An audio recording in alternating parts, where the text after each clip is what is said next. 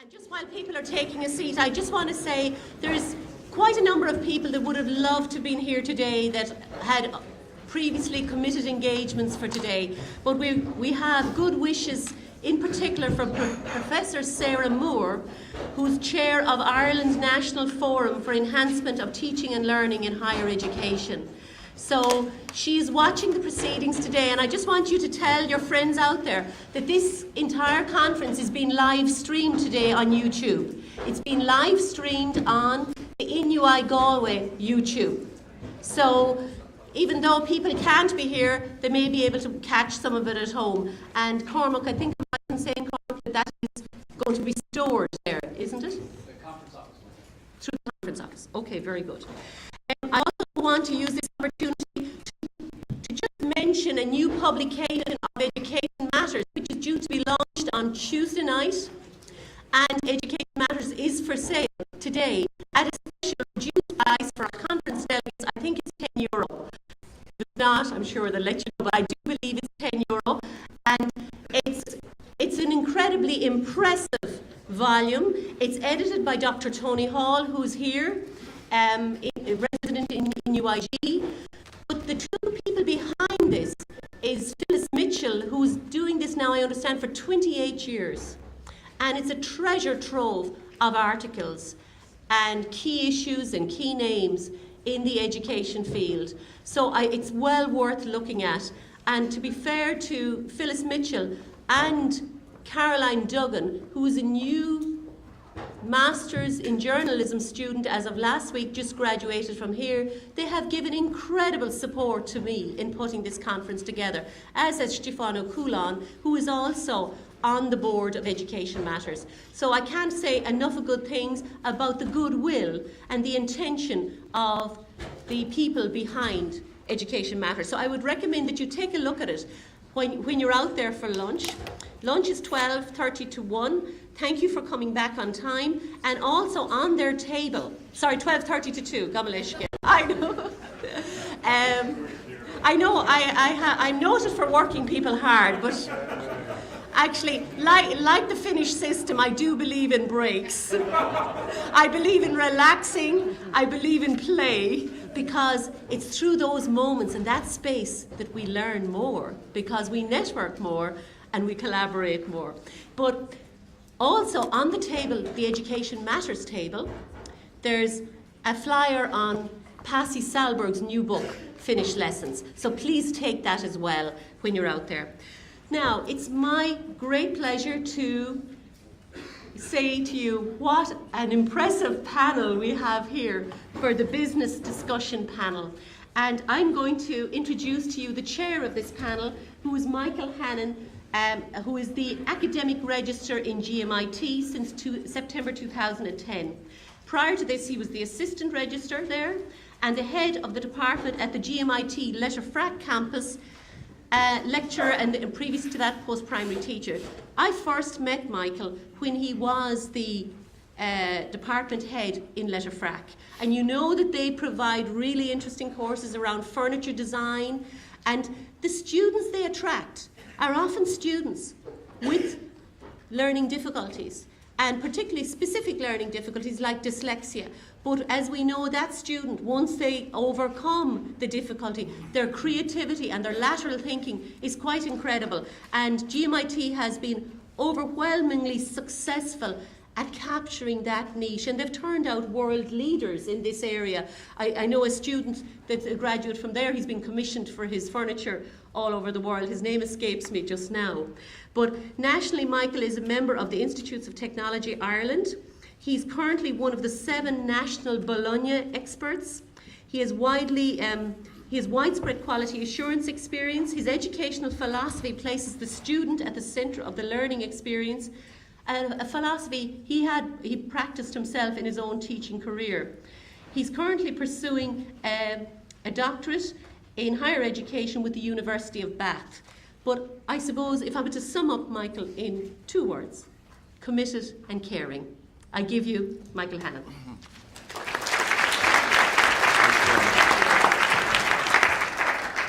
Thank you very much, Fidelma. I'm not so sure about not working people hard when you're asked to chair a panel with 7 members in 50 minutes. But let's see how we go. We'll do our best. We're here today looking at the relationship between business and education and the engagement with business and education. And I'm going to first of all just introduce the panel to you. On my left is Barbara Nolan. On her left is Alan Monge. Then we have Sean Cottrell. Then we have Tony Donoghue. Then we have Emer Mulligan. Then we have Colin McDowd. And at the end we have John Power. So before we start, I'd like to give a warm welcome to the panel for being here today and for engaging with the topic. The approach I plan to take during this session is that the panel have submitted suggestions and areas of interest at the pre-conference stage to me as chair, and I've collated those comments into generic questions that capture most of the issues that they have raised, and if I haven't done them justice, they'll have a chance to address that as we go. So I propose to go with a question to the panel, one generic question, they can pick up on it. And then at the end of that question session, we'll get some, hopefully at least one question from the audience before we go on to the next question. We'll keep going in that manner until we exhaust the list of questions I have here, which will probably, the time will come in on us first, I expect. Okay, so to start, the first question I have really is, from an employer's perspective, how well prepared are our graduates to enter the workplace? Is our education system fit for a purpose? We hear a lot of talk that employers give generic skills, that employers value generic skills, maybe even more so than the discipline-specific skills. And a number of the panel members have made reference to this in their contributions at pre-conference stage. From a higher education perspective, and I am wearing a higher education perspective with my own background here, I would argue that we in higher education do facilitate the acquisition of the generic skills in our graduates. But I'm interested to throw that open now to the panel to see to what extent are generic skills covered, are they covered adequately from an education perspective and from an employer's perspective. So, without volunteering somebody, we'll see who volunteers first.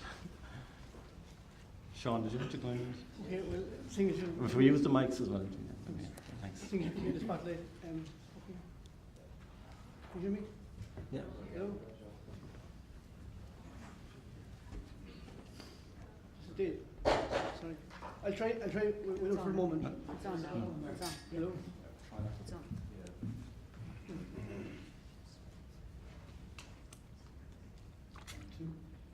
Two. Hello? Okay, I'll try and get as loud as possible. I'm obviously not an employer in the third level sector or in the third level sector for that matter, but in a conversation that I had recently with Louise Phelan from PayPal, she talked about the difficulties that they have finding people not just coming in as with generic skills, but basic skills such as spelling, such as being able to write a letter of application, fill out a form, and when put in a room of other applicants to do some group work and to follow some instructions to see are these people able to actually do more than what their CV simply says, they found that 30% of the people that actually came through their application process weren't cutting the mustard. And she was questioning why is it that highly qualified graduates with lots of technical skills and abilities aren't actually able to do that basic thing of putting themselves forward in a professional way. Okay, that's fine. Tony, you wanted to come in? Thanks. Thanks, Sean. Yeah, I actually don't think they are, because they're not embedded in the curriculum at third level. We might see some evidence in them in the more vocational orientated subjects, but academics, particularly those in arts, humanities and social sciences, don't really agree, I think. I think there's an intellectual argument here. I think, and it was touched on in the earlier session by Kevin Donoghue when he was saying it's not the job of universities or institutes of technology to produce good-to-go graduates.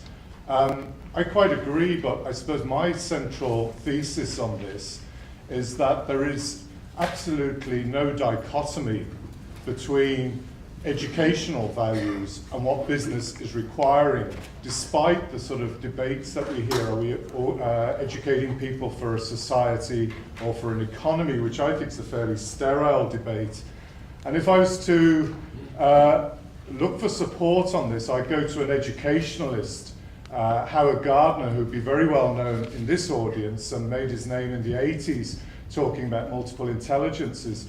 He wrote a book about 3 or 4 years ago called 5 Minds for the Future, which was actually directed at business leaders. And he suggested that the types of minds that business are looking for, and these are the generic skills, incidentally. Generic skills is a very inelegant word, as is employability skills. It's very limiting. He talks about the disciplined mind, and that's discipline in both senses, master or mistress of a discipline, whether that's astrophysics or carpentry. Also a mind that can manage information. He talks about the creative mind. He talks about the synergizing mind, which touches on interdisciplinary teaching. He talks about the respectful mind, and he talks about the ethical mind.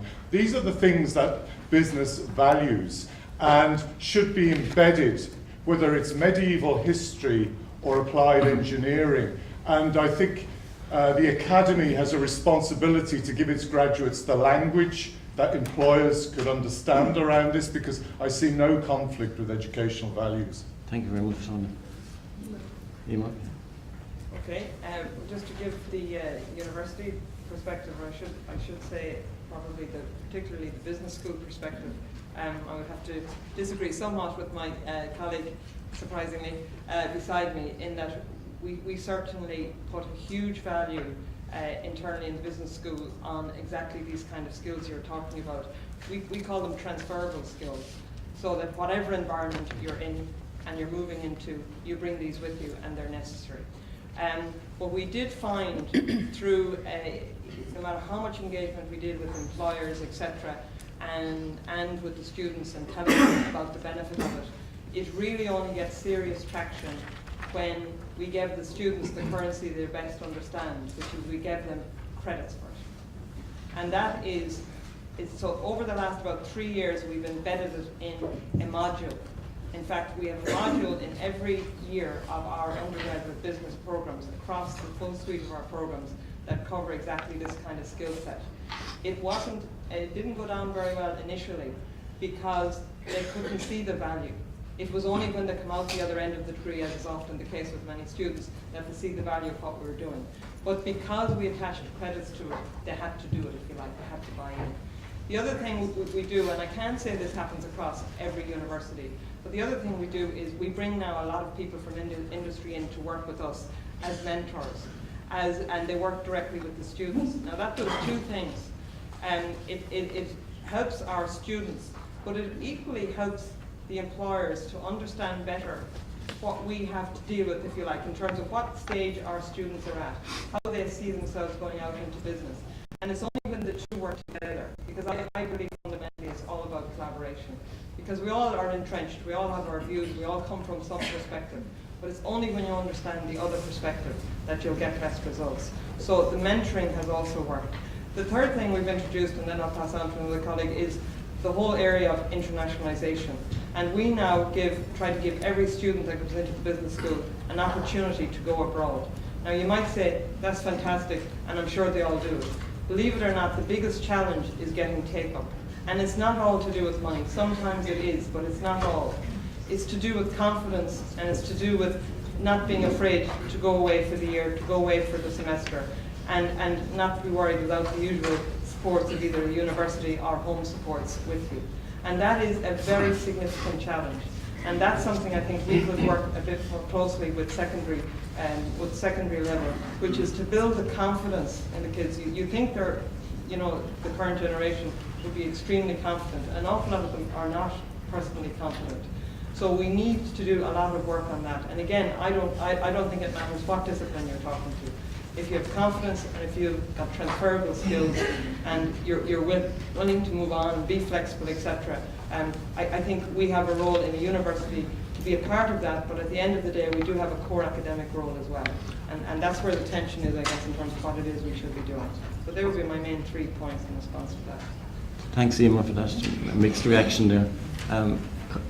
Colin, you wanted to come in, did you? Yeah. Barbara coming in. I suppose I should really set the tone from where I'm coming from. I'm a CEO of a spin-out company from NUI Galway. We set up in May 2010.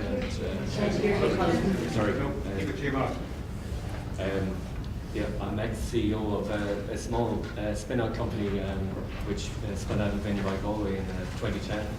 And we were mainly funded by EU funding and various other support funding. We had about between 60 and 21 employees, full-time or part-time, and we recruited from science and engineering. So there was around 50-50 split in sciences, maybe chemistry, biology, and also then in engineering, material scientists. Yes.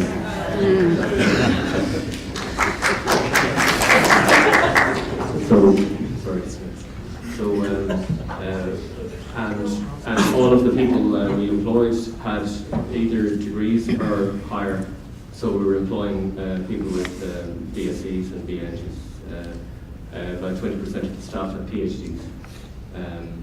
We were in the fortunate and unfortunate position that we had we used a lot of secondments from EU projects. So people were given to us or sent to us. We didn't have a choice in what we got. We all, nearly all of the people that we got we were very happy with, and we could work with them. We had people coming from across the EU, from UK, EU, and Middle East. We had 3 from Israel, for example. We had 15 to 20% of the staff were Chinese, mainly because it was difficult to get Irish staff. Not people we selected, but not many people applied for a position. So, and we also, obviously at the time, we were recruiting from JobBridge, and that's where we picked up the Irish graduates in JobBridge schemes. So in the JobBridge, we were using those people to work in more administrative and design, marketing. So we recruited from business, from arts and design courses, and from law. And across the board, we get all great people. And as Minister Quinn says, there's a weakness in the system. It's not defective, but certainly there are weaknesses. That's what we found. That I've just a list of items that have come to mind. Resourcefulness was one of the key things, and that was linked into problem solving and approach to problem solving. People didn't really know how to approach a problem and try and solve it. The obvious thing to do was to go and ask somebody, but that wasn't so much a collaborative goal either. So there was a communication issue as well. People didn't work together on a problem. They wouldn't. Now, I should point out that the Israeli colleagues were very good at collaborative work. They would, in fact, I always try to have, if I had 2 of them, I'd work them together because they were more, they get together and produce, well, 3 people produce on their own, probably different, but I suppose the people coming from the typical educational background would try and solve the problem on their own, but didn't know how. Creativity was an issue. I mean, these were all, and you'll hear it all the time about innovation, but when I look at innovation, I go backwards and say, well, we need to be resourceful, flexible, and multi-skilled. That was an issue that cropped up. So when I spoke earlier about the problems I had, it was flexibility at PhD level. People, I don't think they were traumatized actually. I think they came through the system and they were in it so long that they just didn't want to be told how to retrain or even to learn that they had to retrain again. They just had been browned off with it, and they didn't want to listen. That's what I think. I know well, anecdotally, that there's a lot of companies in the medtech sector who are choosing masters over PhDs because they prefer maybe, well, they think or believe that they're easier to mould into their needs. So I think certainly there are issues there with generic learning, and as I say, there are weaknesses, but not complete disasters. And I was surprised when I went researching this for this, that it actually, I thought it might be more third level issues, but maybe it goes beyond that. Maybe it goes back to, even 7-year-olds, as we were talking there at the break. It goes beyond that. Okay. Thank you very much, Colin, for your insights from the employer's perspective. Maybe Barbara first and then Alan. Thanks. Thank you. Well, I think when we looked across the European perspective, we see that I think the Irish education and training system is failing young people when it comes to foreign language learning. Last month, the Commission published its Education and Training Monitor for 2014, and Irish people do quite well on a number of indicators, higher than average IT skills, etc. But the shocking part of it really is there's a huge gap between Ireland and almost all other member states in the area of foreign language skills. Only 9% of Irish lower secondary school students learn 2 or more foreign languages, and this compares to an EU average of 63%. In 18 member states, the figure is over 50%, and in 9 of these, over 90% of lower secondary level students learn 2 or more languages, foreign languages. So this impacts, I think, hugely on people's employability later on. It means, for example, that Tony, as Tony has said, I think, at a conference himself, that Irish people are not able to sell to many markets in the language of the customer, which is fairly vital. It's okay when you're buying, but not when you're selling. It also means that, for example, many of the multinationals setting up in Ireland are actually importing people for the job opportunities that they've created. I think Google in Dublin only has 30% Irish people working for it. Louise Phelan, who was mentioned here already in PayPal, has made the point several times that you can't find Irish graduates with the languages, with the foreign languages required, and in fact that's an added cost on these multinationals because they have to bring people in, support them while they with where they're going to live, etc. It's not something they want to do, but it's something that they're forced into doing. And I think I know that Rory knows this from what I've said to him before. Foreign language teaching is very much at the bottom of the pile, I think, in the Department of Education's list of priorities. And nothing will change, I think, until that is actually taken seriously. And we even see it in the EU institutions. We can't find Irish people with the language skills to work in the EU institutions. So Ireland is losing its influence in organisations like the European Commission because they do not have the operational and high quality language skills in 3 European languages. So I just put that out there that it's a major problem and it needs to be addressed. Thank you. No, Alan, thanks for that, Barbara. Just to kind of go back maybe to the second level sector, which is the sector I work in, and talking about how well prepared our students for the workplace. I suppose as principal of a newly established school that's only open 2 years under the GRETB, I would say, as a leader of my school, I believe my 2 students sitting up there will be very well prepared for the workplace. Why so? Because we're a pilot school for the new junior cycle, and many of the skills that are spoken of there around problem solving, collaborative work, students being flexible and multi-skilled, they're the different things that we're trying to develop with our students in our school at present. And I know previous speakers have spoken about the tension and maybe the restrictions of the system that are currently in place, whether that's around teaching to examinations, etc. And that greatly impacts on what we can do at second level with students when those types of restrictions and tensions are in place in particular schools. But I think we probably have a responsibility to do our best for those students that are under our care, and sometimes that means maybe ignoring a circular or two from the department. And I suppose sometimes I can maybe say that with a little bit of confidence that I do, because I was a former school inspector, and maybe I just take that chance.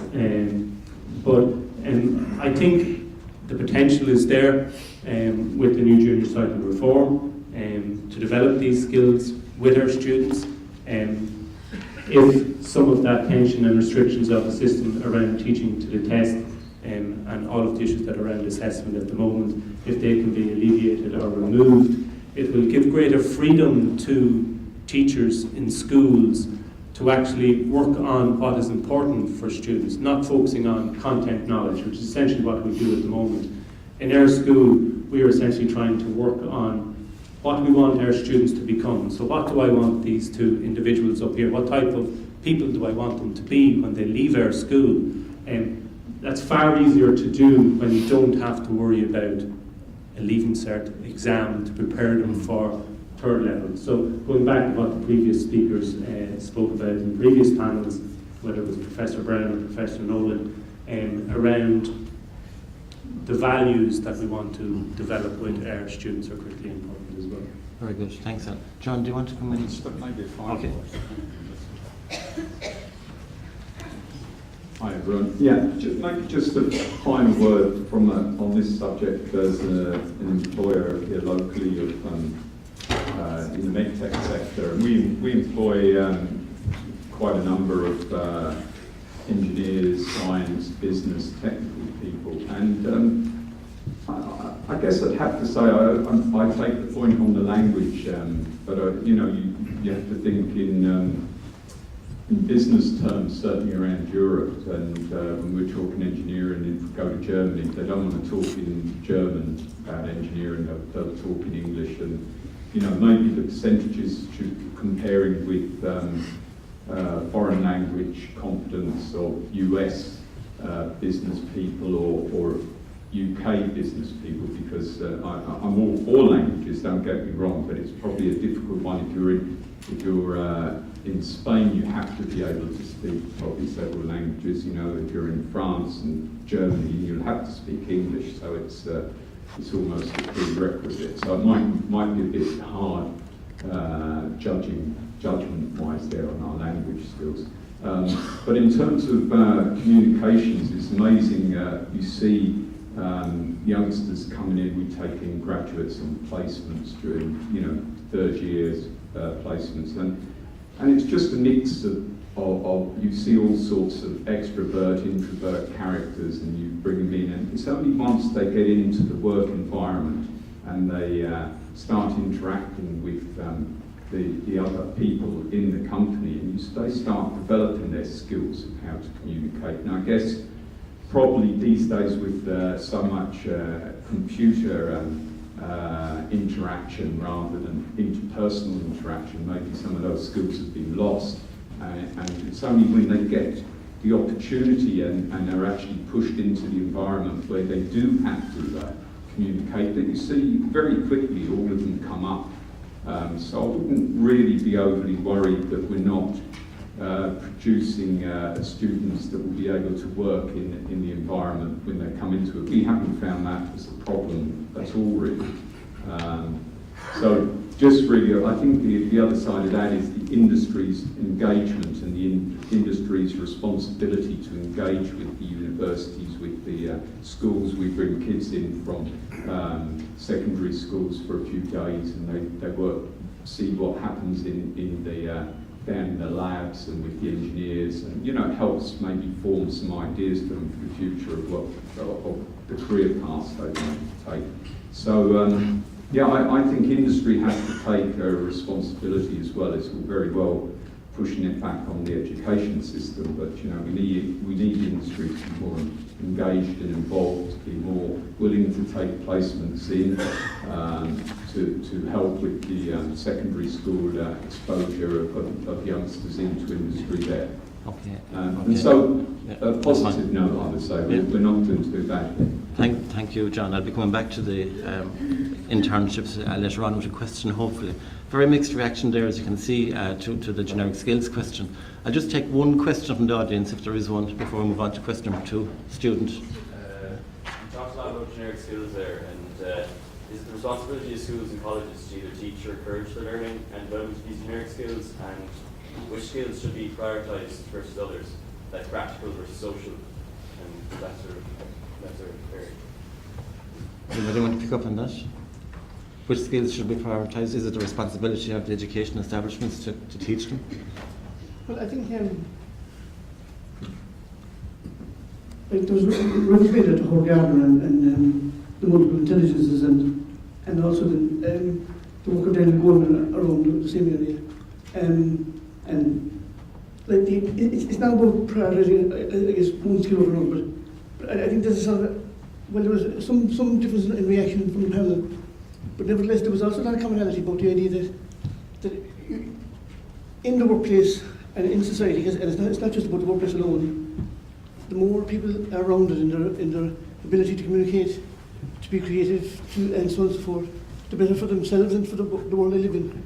And I think like one of the bits of good news really, which I suppose, I work in the primary sector, and like the primary education curriculum, which was revised back in 1999, is considerably, by any measure, an excellent curriculum.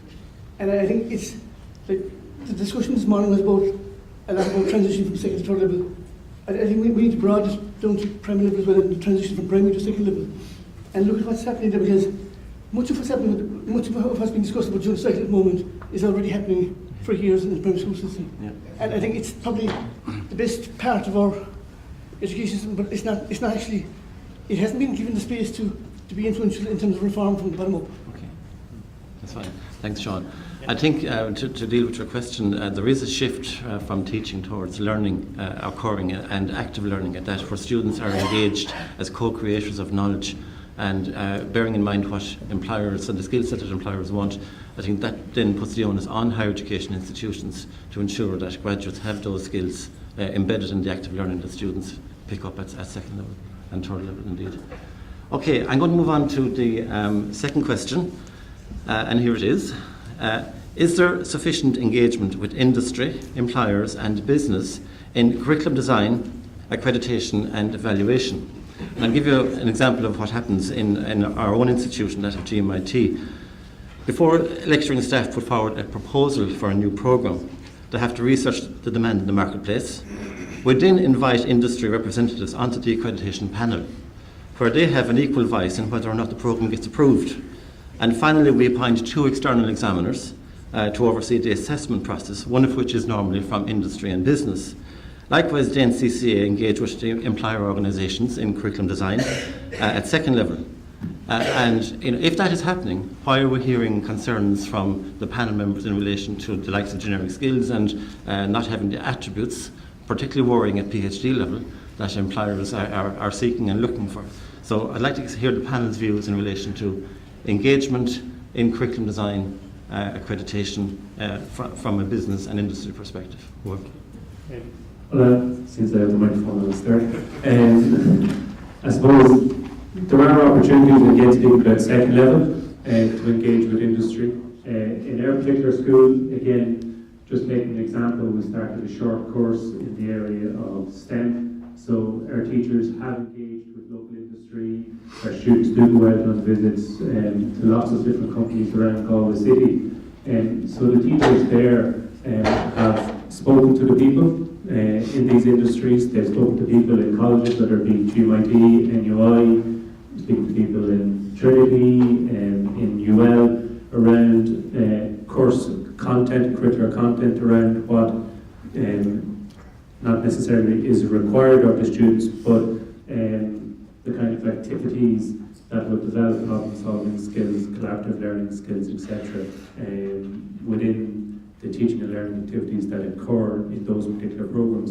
And I think there's a great opportunity there for, under the new junior cycle, for schools to engage in that level of collaboration with their local communities, not just, say, at national level through the NCCA and employers coming in and speaking to the NCCA at national level. I think there is now the possibility for the central system to give greater autonomy to the local schools and local education bodies to engage with local communities around what students can and should learn maybe in school. Okay, thanks, Alan. Tony, okay, thanks. This is actually quite challenging, and you could have a whole conference on employer engagement. Part of the issues is around the structure of Irish business. Over 45% of people who are employed in the private sector are employed in companies with less than 50 employees, and a third are less than companies with 20 employees.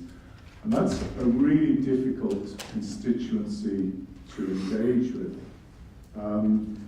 You know, we have people who, usually through personal networks, like John and Colin, that will come to events like this, but expecting SMEs who are basically, you know, their whole concern is keeping their companies going, to engage with either third level or second level is quite challenging. I'm not saying it shouldn't happen, but it is challenging. You've then got about just over 400 companies who account for a third of the rest of private sector employment, and they're the names we'd all know, and everybody beats a path to their door. So structurally, it's quite challenged. Self-evidently, it should happen.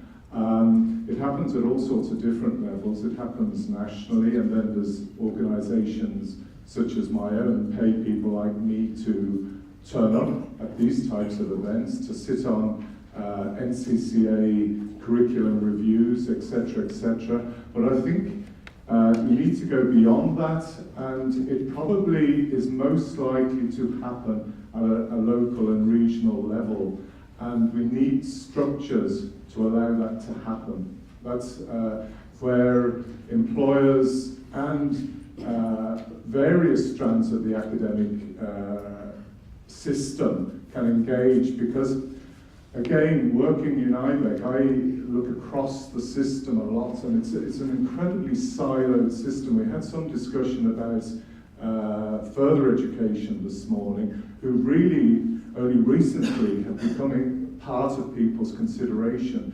But we should be engaging with higher education, further education, and indeed a second level on a regional basis, because there aren't enough employers to go around to engage with all the different parts separately. Okay, thanks, Tony. I'm maybe going to concentrate with the two employers and the panel first. Colin, maybe just get a word on this perspective of engagement. For our company, in our case, we were involved. We wouldn't have engaged directly with schools or whatever, but we would be involved in the Irish Medical Devices Association, which is part of IBEC, and they would have developed a policy through our meetings on issues, and I know flexibility, skilled,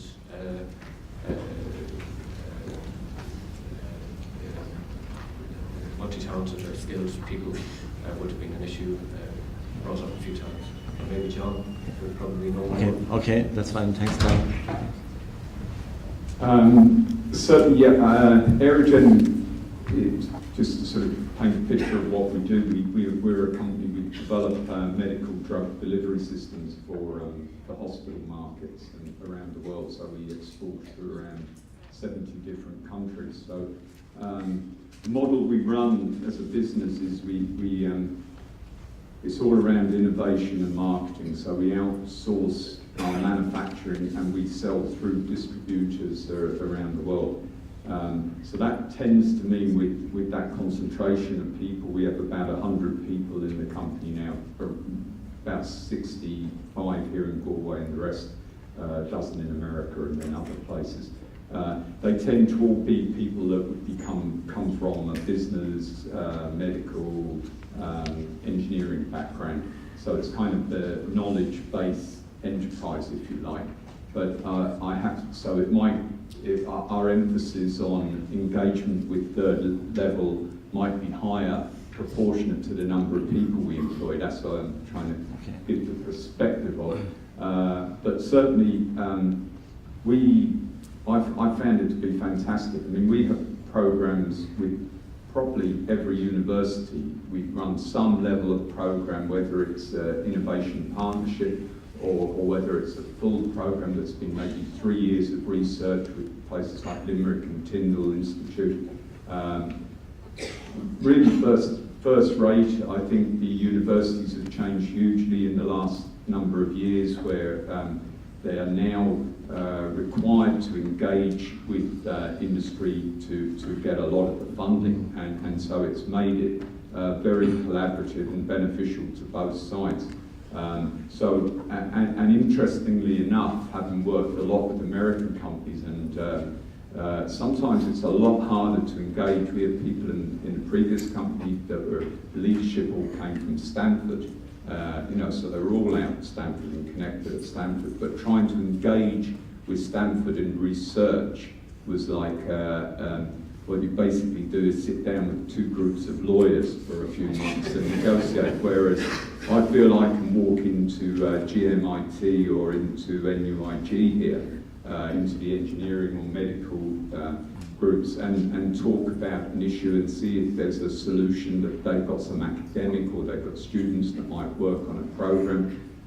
I think, again, we can be very critical. We've actually got it very interactive, and it depends on how willing the companies are, I think, often. But certainly I see it, that the willingness is definitely there in terms of the education groups in the country. Anybody else from the panel? Thanks for that, Jerry. Just on this point, I think there's been a huge improvement over the last number of years on the level of engagement with industry, but particularly on program design. I think an area of frustration can be around industry want us to change now.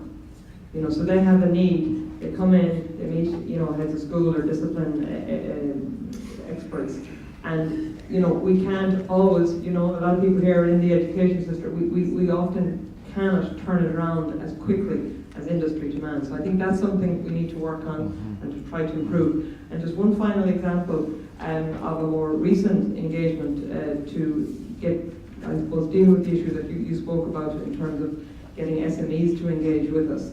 And we have put together it's being led by Enterprise Ireland, but they're working with both NUI Galway and GMIT on this exact regional basis which you spoke about. And what they're trying to do is get the companies into us, the smaller organisations into us, to understand in what way we can help them. They frequently don't know. The larger companies are very familiar with engaging with universities and ITs.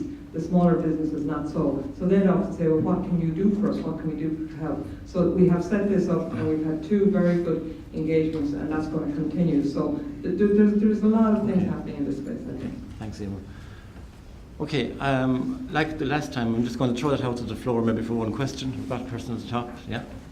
Okay, child grew up in the 70s.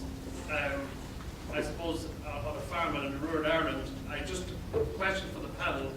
The question is, in reflecting on all your contributions, do you think that we're compensating to a large extent the fact that our young people now no longer grow up as closely linked to the world of work and to the world of adults that many of us would have been used to at an earlier period? That's an interesting perspective. Anybody want to pick up on that? Tony? Yes. Yes. I couldn't agree more. And I think, we just have to look at our own kids, and I always try and resist policy by anecdote, but I think there's lots of evidence of that. And I just give a plug for a particular passion in the policy world of my own at the moment. There's actually, if any of you looked at the Department of Education website recently, there's a background document on strategy. It's called Service Delivery and Reform. And there's 33 high-level reforms set out there, each with their own layers of detail under them. But if I was to pick 2, first one is the junior cert, which has got a lot of airing today, and I hope we get an opportunity to come back to it because I think there's a little more to be said about that. The second is apprenticeships.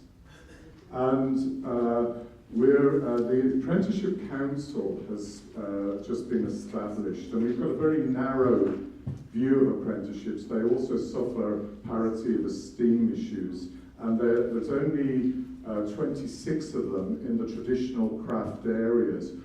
In order to bring that world of work back to young people, or raise it in their consciousness, I think this feeds into the whole debate around further education and training as well. I think apprenticeships are potentially very powerful part of this armoury. And I'm not talking about transposing the German system into Ireland, because that quite clearly won't work. But the idea of a much broader range of apprenticeships across lots of different types of occupations, and much more significantly, apprenticeships that run from level 5 right up to and including level 10 offer huge opportunities to bring that world of work back to kids at an earlier age, because we've got a very middle-class notion of education in this country, very academic. We define education attainment in terms of how many CAO points we get, and it's very narrow, and it only rewards one type of learning. Okay, Tony, before I actually go further with that, I'm going to stay with that particular point, because that was question number 4, so it's now become question number 3. The whole area of vocational education and the fact that it is not valued, this came up from the panel contributions at the pre-conference stage. Vocational education does not seem to be valued to the extent that it should be, and trades certainly are in that category, and apprenticeships that Tony is referring to. And he referred to the Apprenticeship Council that has recently been set up. So what can we do to restore the balance between vocational education and higher education? Or is there a need, are the boundaries becoming sufficiently blurred that vocational education is morphing into higher education? And is that the way we should actually keep it going? Now, Colin, you wanted to come in on that maybe, or was it? Well, not quite that. Yeah, just that's an interesting question. I'll just quickly tell a story about two graduates that we had. Both had distinctions from the course. They both did the same course, and I got one in, and it was so good that I said, "Well, find another one," and we got another one. And so they have the same backgrounds, supporting themselves, farming backgrounds, and almost, there was no difference except one was really interested and one was not interested, and they're really nice guys. I couldn't figure out the difference. One, and this ties into Emer's research, which we all laughed about earlier. One spoke continuously about his dad. He was always working with his dad, and the other guy spoke continuously about his mother. She's collecting him, and she, this, that. And I was kind of interested with your statistics there this morning, where 25% of students decide on their higher education future based on what their mother has said or told them. Now, I'm not saying that mothers are wrong or anything like that.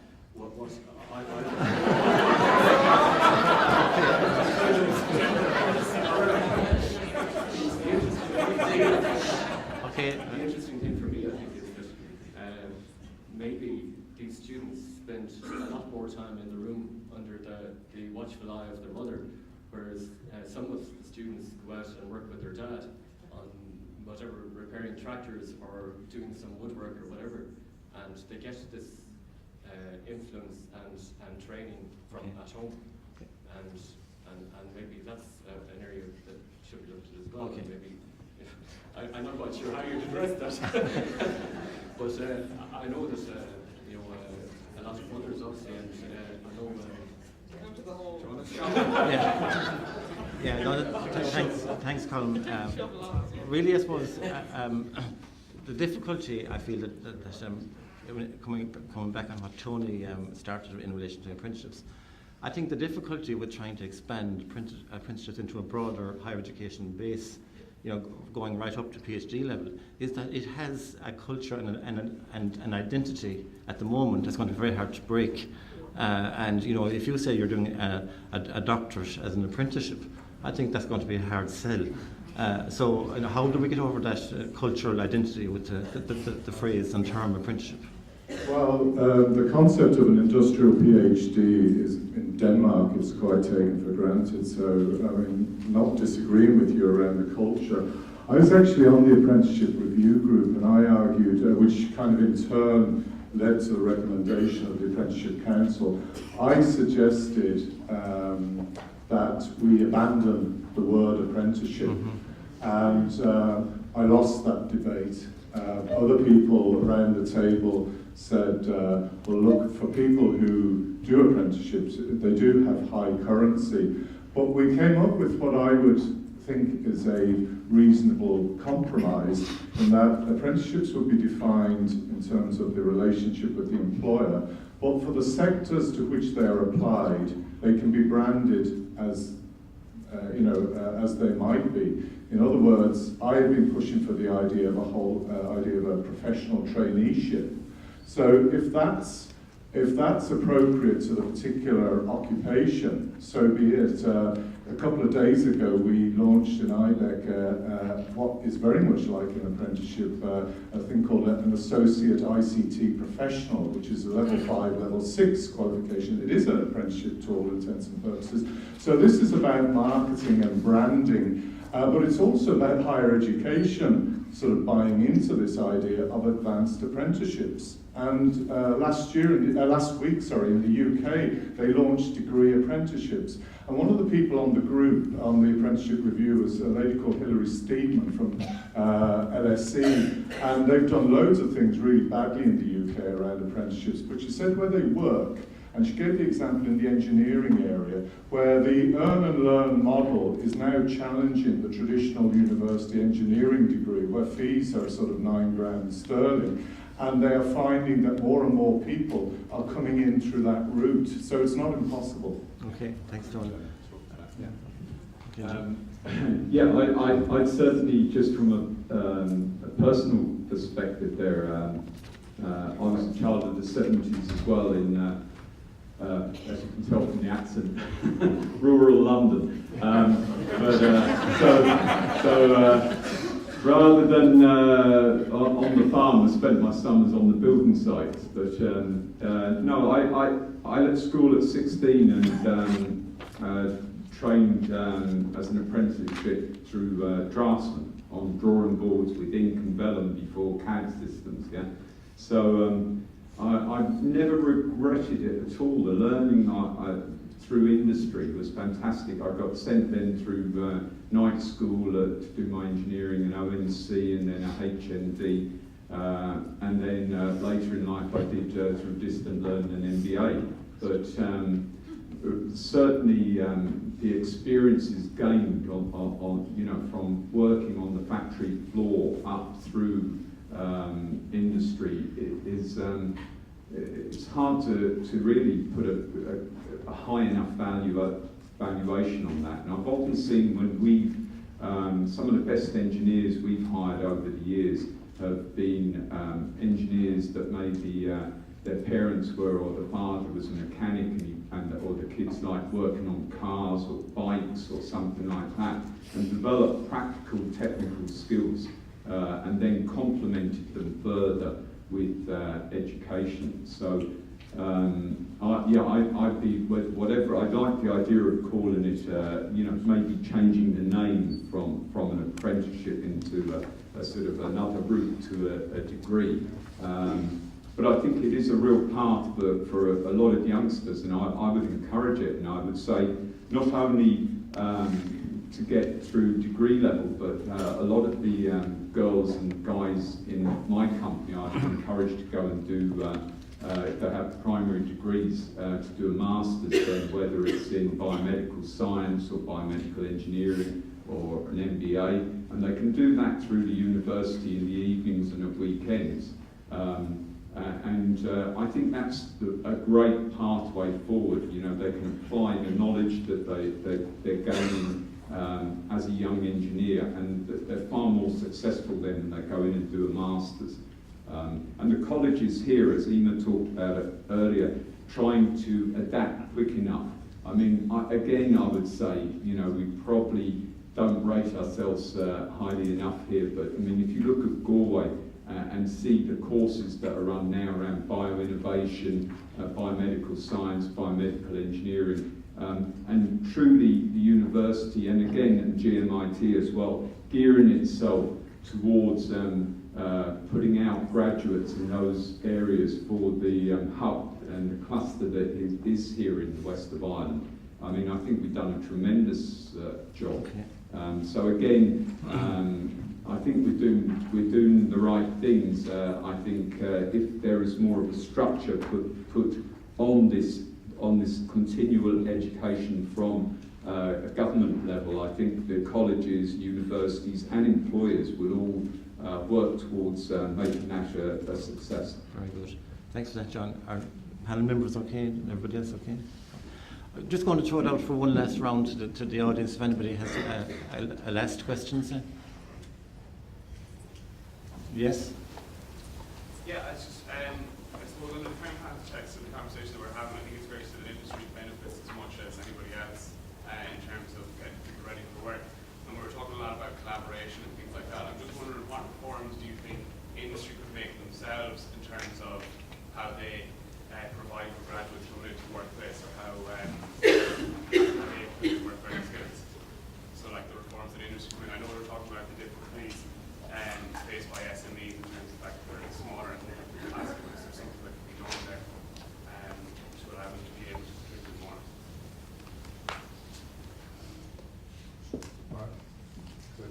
Yeah, it's one for. I suppose I better answer this one.